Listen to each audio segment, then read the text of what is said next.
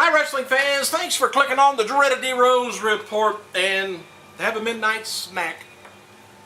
I still can't get this thing to upload at the normal time, but anyway.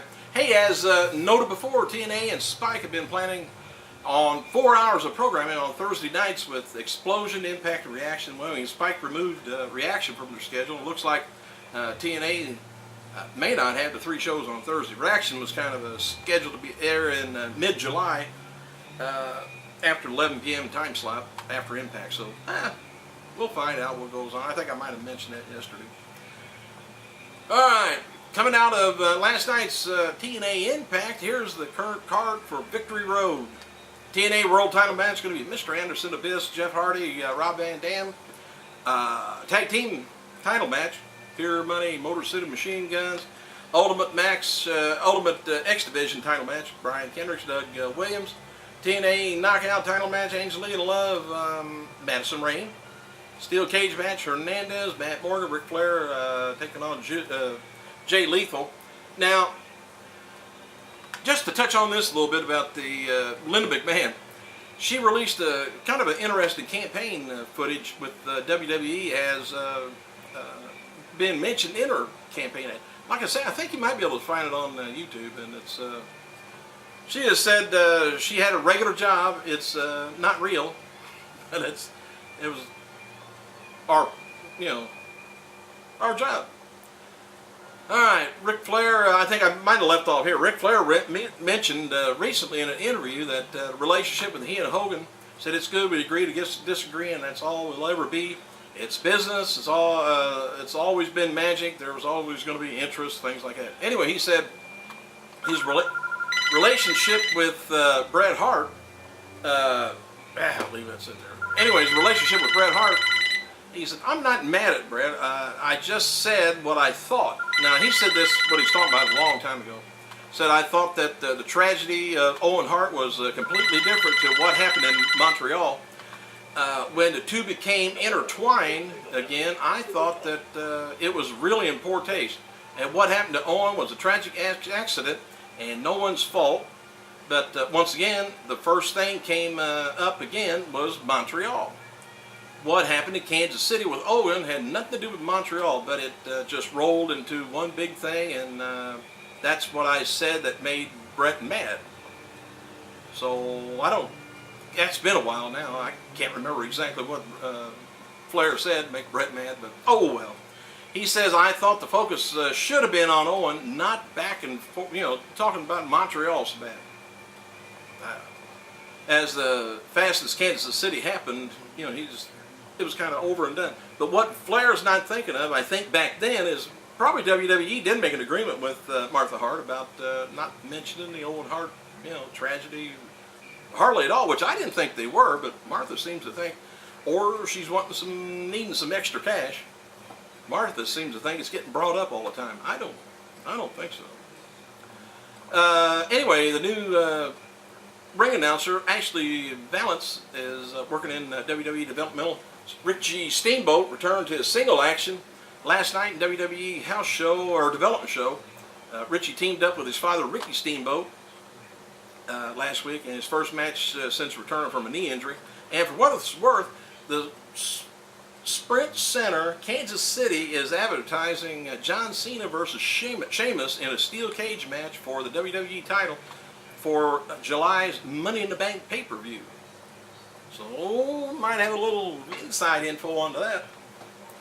NXT rookies minus Wade Barrett interrupted the main event of Sheamus and Edge versus Randy Orton and John Cena in a steel cage match last night at Raw's live event in Erie, Pennsylvania.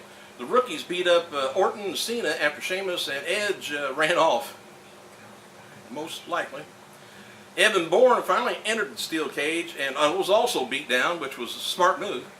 Yoshi Tatsu, he came in next and suffered the same fate, it says. Anyway, Mark Henry then came out, brought some WWE stars with him, and they entered the steel cage. They beat up the rookies and chased them off, leaving Michael Tarver in the ring with Orton and Cena. And the rookies returned to the ring, and they all brawled, some more. the ending saw the Raw superstars get the upper hand, and Cena embraced Orton. Ooh. Following the match, these following matches, I'll get this right. It's the end of the week. Give me a break. The following matches are confirmed for WWE's first Money in the Bank pay-per-view. So far, we got World Heavyweight title match, Jack Swagger taking on Rey Mysterio, Money in the Bank ladder match, 8 SmackDown stars to be announced. Winners receive a title shot at SmackDown for the SmackDown champion of his choice. As expected, the Money in the Bank ladder match with 8 superstars from Raw brand will be confirmed on Monday's show. WWE aired a promo last night for a new character, Alberto Del Rio, who is former Dos Caras, which I've been talking about for quite a while. Del Rio appears to be a wealthy heel who never lies. Del Rio may debut next week's show. All right, here's a little bit of a history. June 26th. I got enough time? Yeah, I got 4 minutes. June 26th. All these are June 26th. 1978. For you old folks back there, see if you remember this. The Yukon Lumberjacks defeated Dino Bravo and Dominic DeNucci to become the new WWF World Tag Team Champions.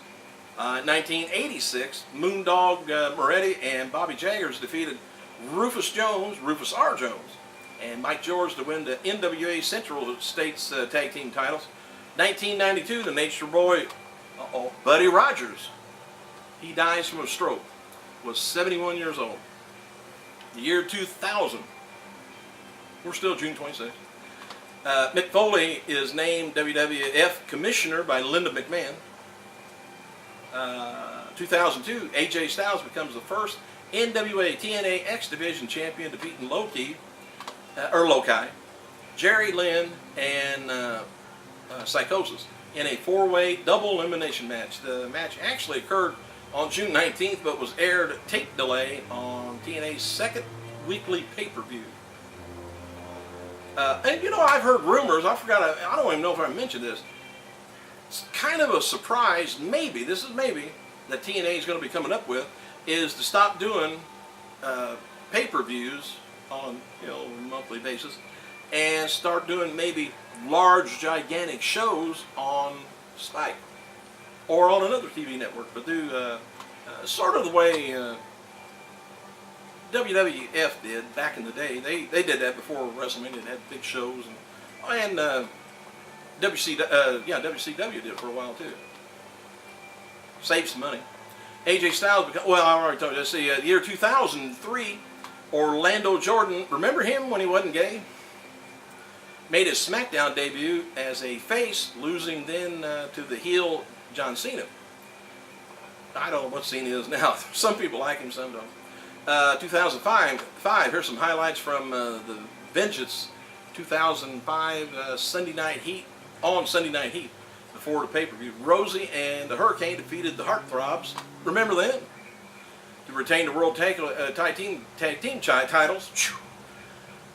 I'm about done. I got about a minute and a half. Carlito defeated Shelton Benjamin to retain the Intercontinental Championship in a triple threat match. John Cena defeats Christian and Jericho to retain the WWE Championship in a Hell in a Cell match.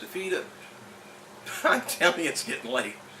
Batista defeated Triple H. Remember Triple H? To retain the World Heavyweight title. 2009, Crime Time debuts Word Up on SmackDown. Today's birthday, 1974, is Matt Stryker. J.J. Dillon, born 1942. Do the math if you figure out how old he is. Mark Jindrak, remember him? Short run, born 1977. Answer to a trivia question: who was the imposter Kane at Vengeance 2006? Do you know? Drew Hankinson, currently known as Luke Gallows on SmackDown. He was also the minister, sinister minister. He was a lot of different things, but Drew Hankinson. Hey, thanks for clicking on me and putting up with me. Man, I gotta go.